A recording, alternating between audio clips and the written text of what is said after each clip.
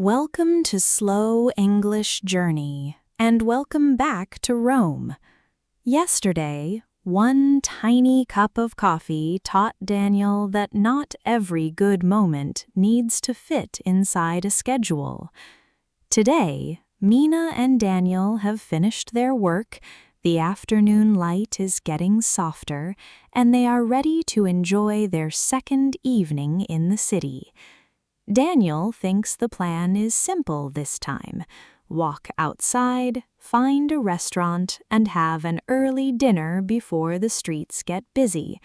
But there is one small problem. Daniel is hungry now, while Rome does not seem ready for dinner at all. As they wait, they discover that the hours before dinner have their own rhythm, with small drinks, slow walks, public squares, and a few surprising Roman habits. And by the time dinner finally arrives, Daniel may discover that waiting for it was part of the experience. This time, their lesson will not come from a famous monument or something written in a guidebook. It will come from watching how ordinary people enjoy the hours between work and dinner. For Mina and Daniel, that turns an ordinary evening into one of their most interesting experiences in Rome. Before we join them, here is today's question.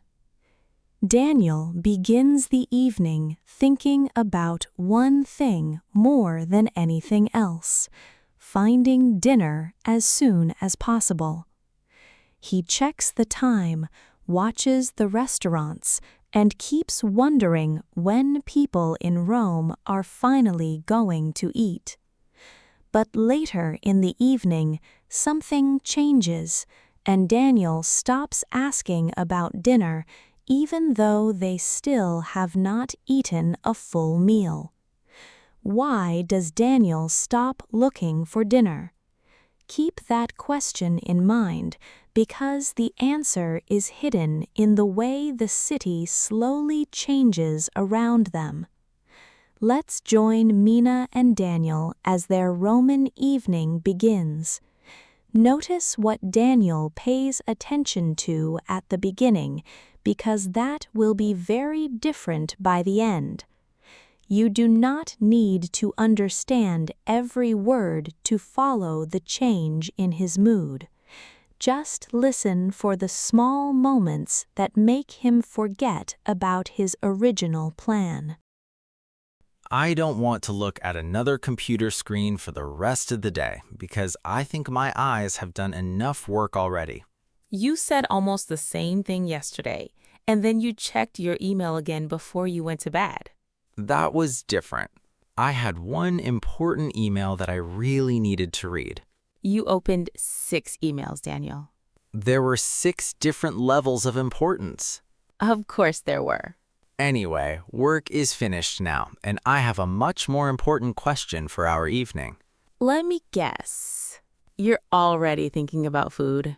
You know me much too well. Before we go, promise me that you won't make another list with 10 places on it.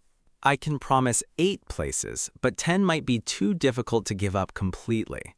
That's not exactly what I meant, but at least we're moving in the right direction. It's almost 6 o'clock, so maybe we should find somewhere for dinner now before all the good places become busy. Dinner already? The afternoon still feels like it hasn't completely finished. 6 o'clock feels like a perfectly normal time to eat dinner, especially when you've been thinking about food for an hour. Maybe it feels normal in Canada, but look at the restaurants around us. They're almost empty, which sounds excellent to me because we can choose any table we want. Or it means that people here are not thinking about dinner yet. I understand your explanation, but I definitely prefer mine. I also thought eating early would give us more time to explore after dinner. Maybe the exploring is already happening while we're waiting for dinner. That's a very suspicious way to make me forget that I'm hungry. There are beautiful tables everywhere, but almost nobody is sitting down to eat a real meal. I think dinner often starts later here than the time we're used to. When you say later, do you mean 20 minutes later or something much more serious? More serious. A lot of people may start dinner around 8, and some people eat even later. 8 o'clock? By 8, my stomach will have written a formal complaint. You'll survive for another 2 hours. I appreciate your confidence, but my stomach has not agreed to that plan. Then maybe we should learn what people do before dinner instead of fighting the entire city. The interesting thing is that the streets are busy, even though the dinner tables are still quiet. So everyone has somewhere to be, but apparently that place is not a dinner table yet. Exactly, which makes me curious about what the city does with these 2 hours. Wait a second. Can you smell what is coming from that kitchen? Yes, and I already know that this is going to make your problem worse. That smell is completely unfair when the city expects me to wait until 8 o'clock. I don't think Rome planned the cooking schedule just to make you hungry. It feels surprisingly personal from where I'm standing. Come on, maybe we can find something small while we wait. Something small sounds much better than nothing at all. Just remember that something small does not mean ordering an entire second dinner. I think walking past a kitchen when you're hungry should count as a difficult travel experience. You survived a tiny espresso this morning, so I think you can survive a good smell. The espresso was small. This smell is everywhere. Mina, I see food on those tables, and suddenly this evening is becoming much more hopeful. I knew the moment you saw those little plates, you would forget how unhappy you were. There are drinks, olives, chips, nuts, and little pieces of bread, but nobody seems to be eating a full dinner. Maybe this is what people like to do during the time between work and dinner. So they eat before they eat? In a very simple way, yes, but I don't think the food is the most important part. I haven't learned the culture yet, but I already understand the snack part very well. That is exactly what worries me. Notice how nobody seems to be treating those little plates like a full meal. I can respect the tradition, but I cannot promise to ignore the bread. Then maybe start slowly and remember that dinner is still coming. I think this part of the evening is called aperitivo, and it's common to have a drink and something small before dinner. So this is not supposed to replace dinner, even though there is already food in front of us. Right. It's more like a relaxed time to meet people, talk, have a drink, and slowly move from the working day into the evening. That sounds much more civilized than finishing work and immediately running toward the nearest restaurant. You were planning to do exactly that 15 minutes ago. I was a different person 15 minutes ago. You were a hungry person 15 minutes ago. I'm still hungry. I'm just hungry with more cultural knowledge now. I like that nobody seems to be checking the time or trying to leave quickly. That's what makes it feel different from grabbing a quick snack between 2 appointments.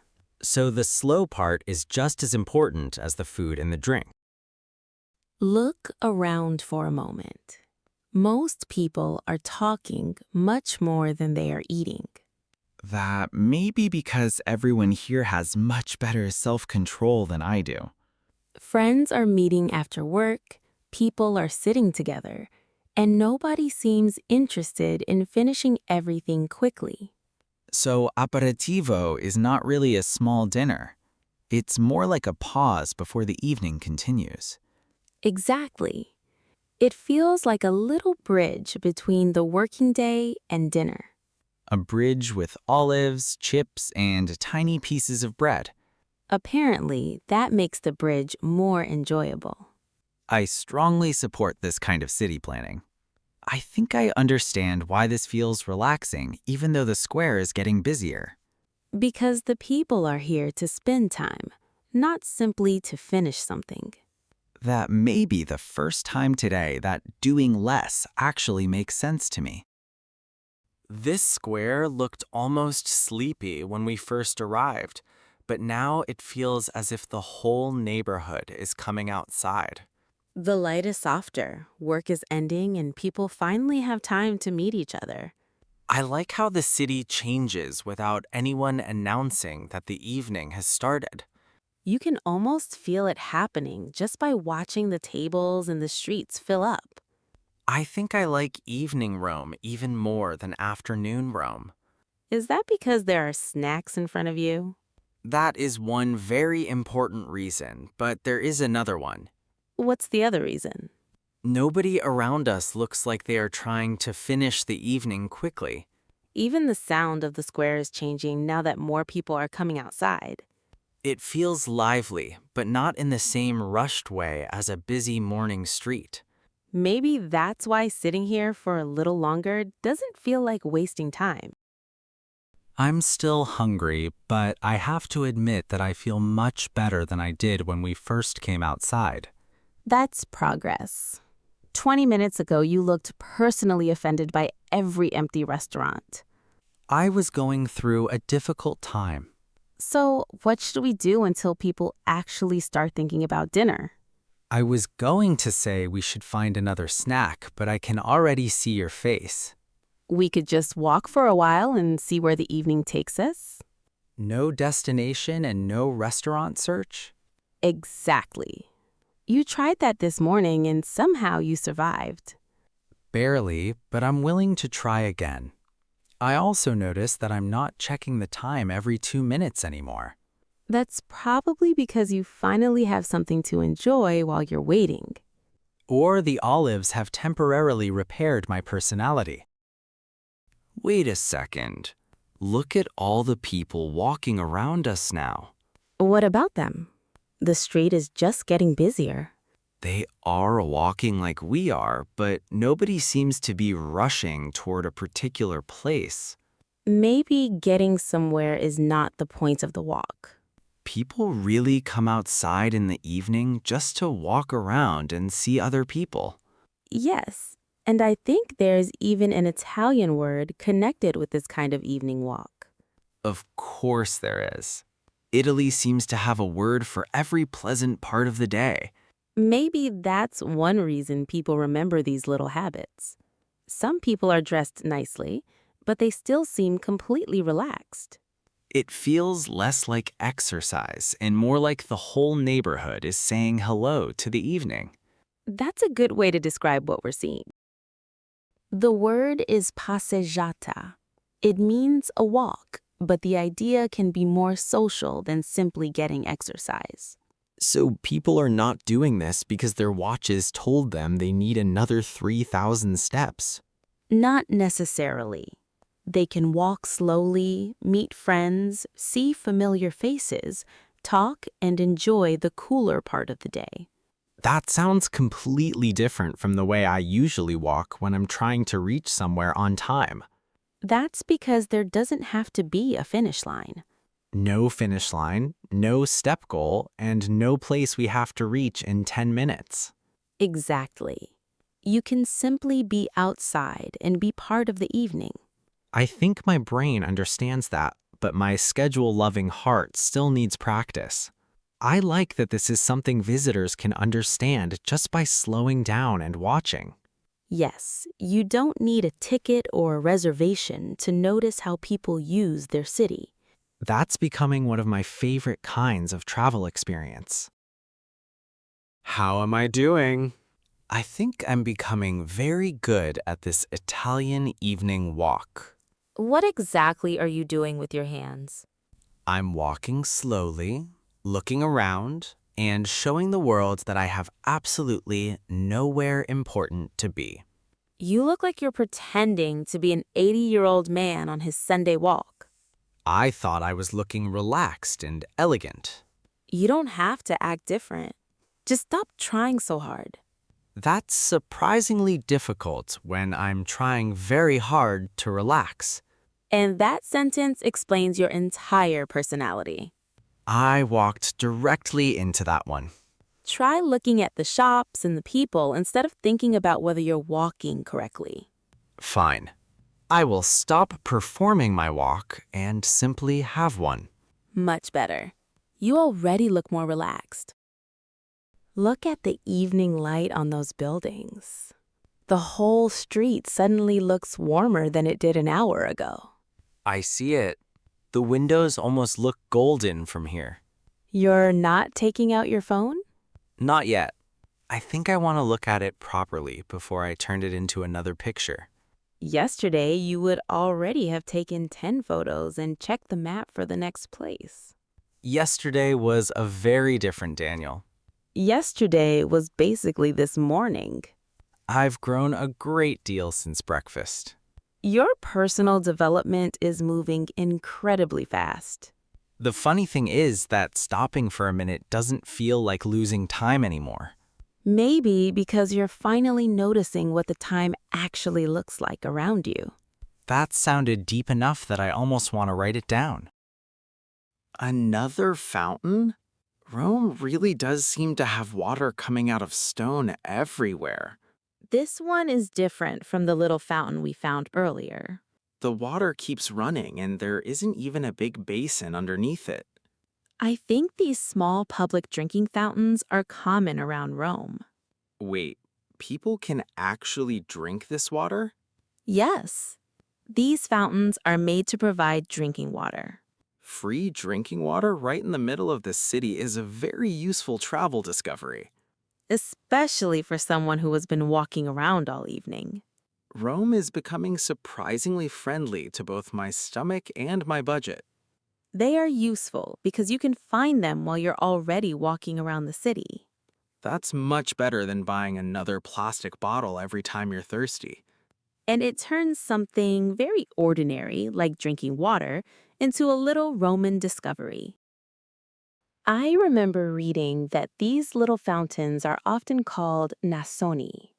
Nasoni. Does that word have a special meaning? It means something like big noses because of the shape of the metal spout. Oh.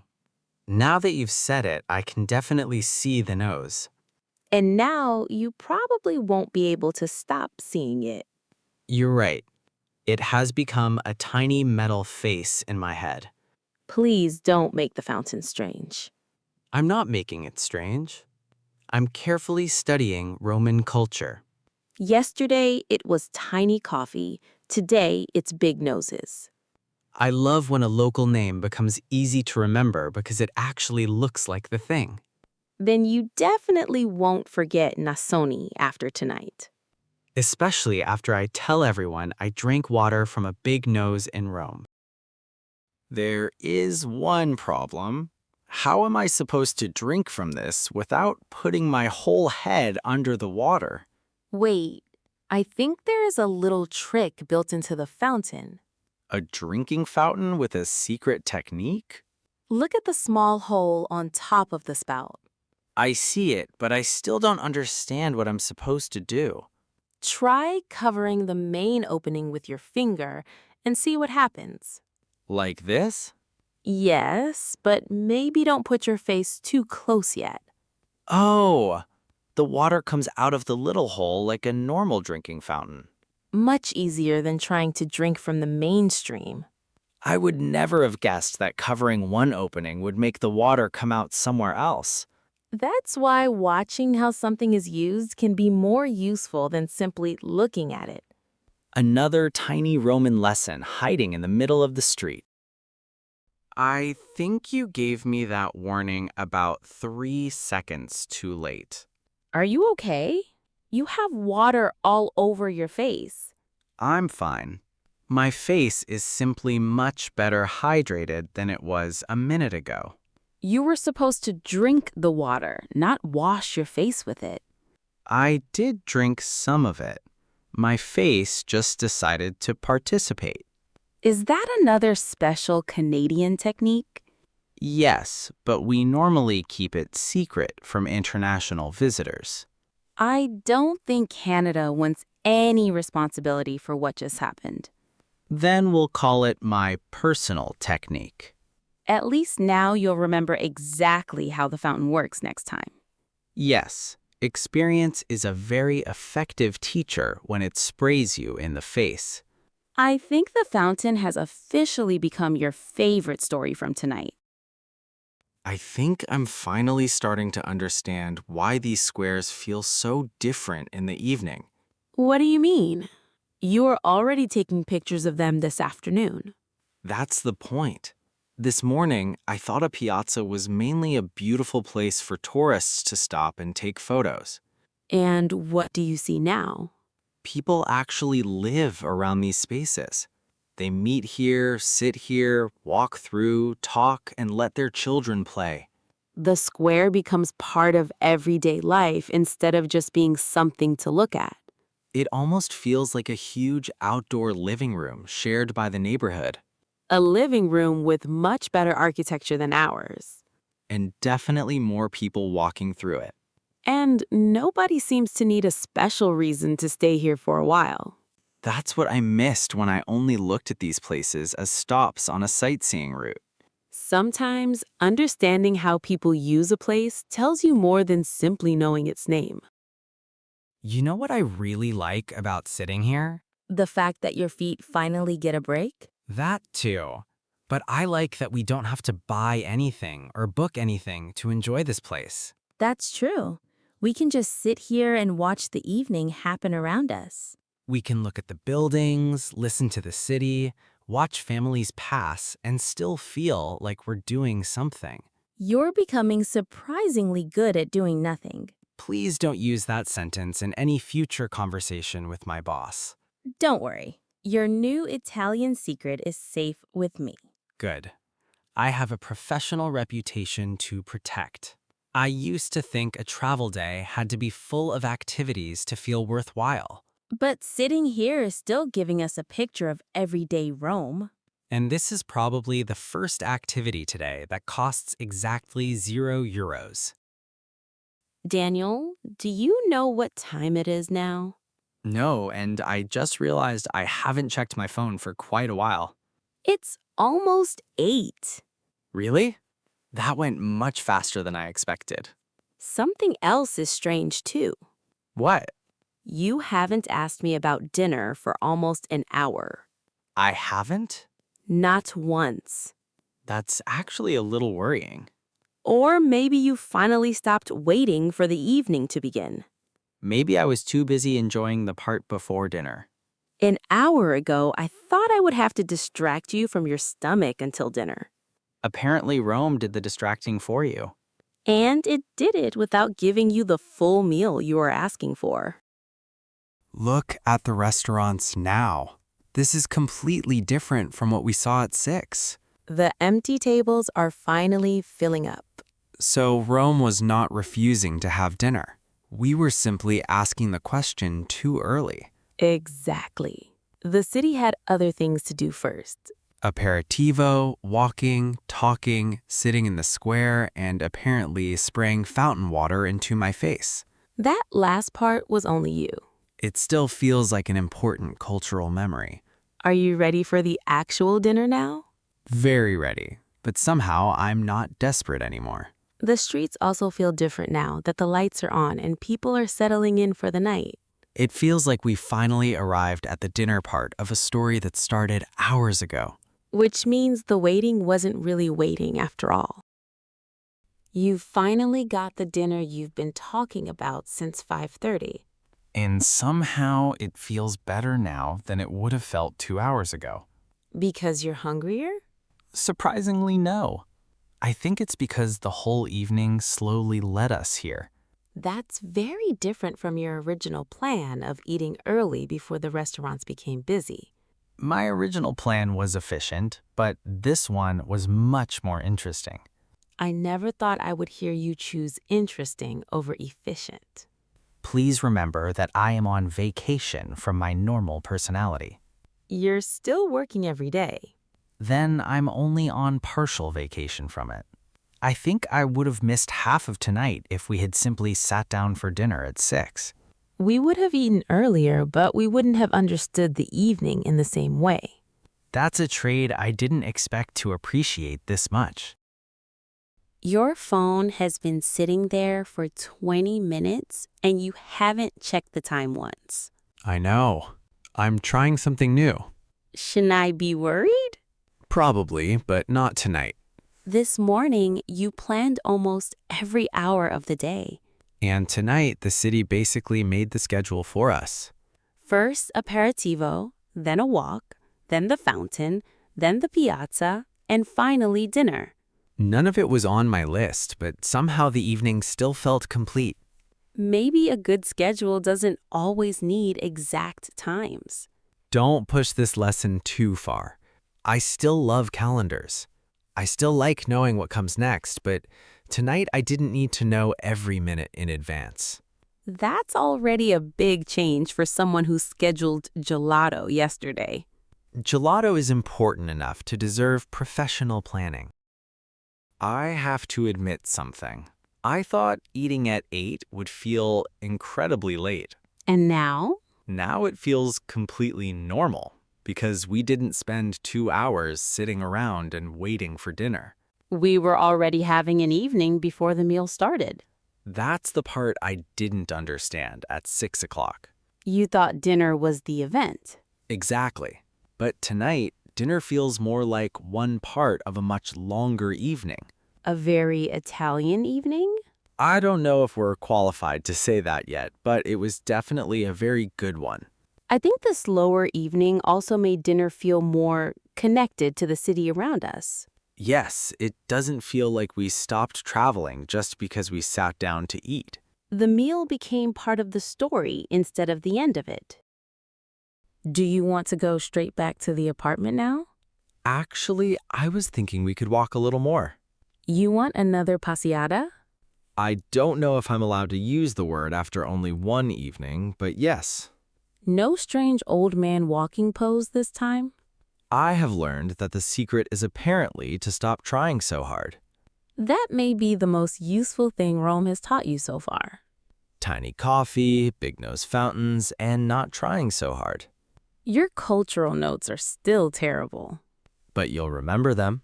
The streets are still full of people, so it doesn't feel like the day is ending yet. That's another thing I like about eating later.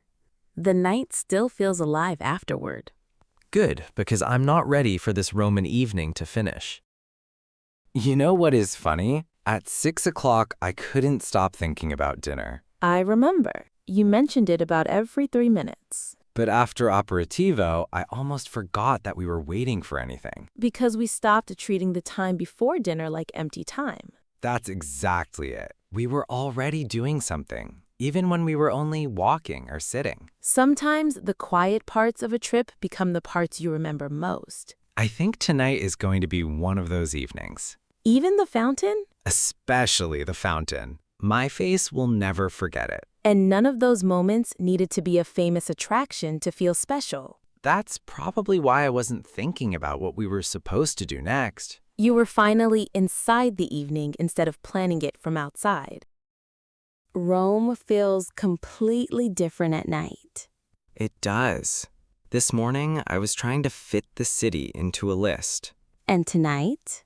Tonight, I think I'm finally letting the city decide what happens next. That's a big change for one day. Don't worry. Tomorrow morning, I may become annoying again. I was counting on it. Good. Then at least one thing on this trip is predictable. We should probably head back soon, but I don't feel like rushing. Me neither. Let's give Rome a few more quiet minutes before we call it a night. That sounds like a very good final plan for today.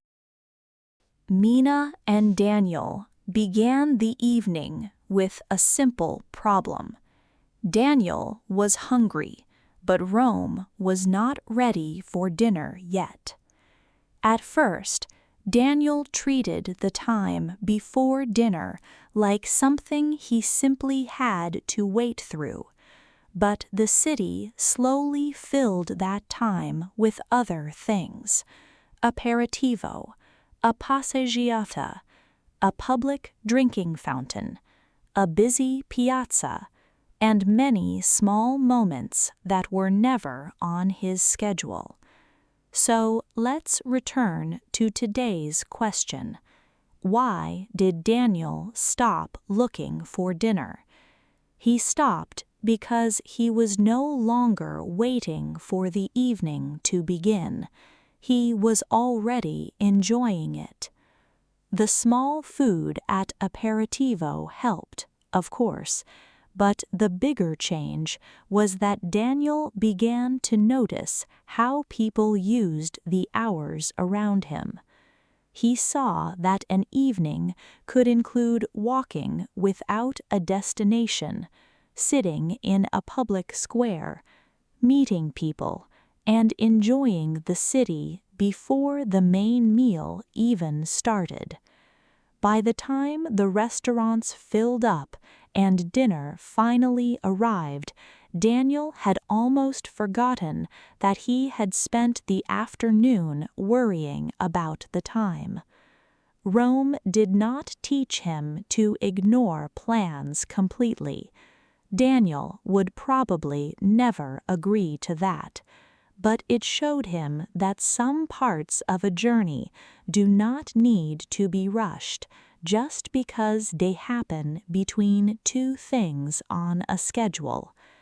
Mina and Daniel have now finished their first 2 days in Rome, and their journey around the world is only beginning. Thank you for traveling with us. Travel slowly, listen naturally, discover the world. See you on the next Slow English journey. Bye.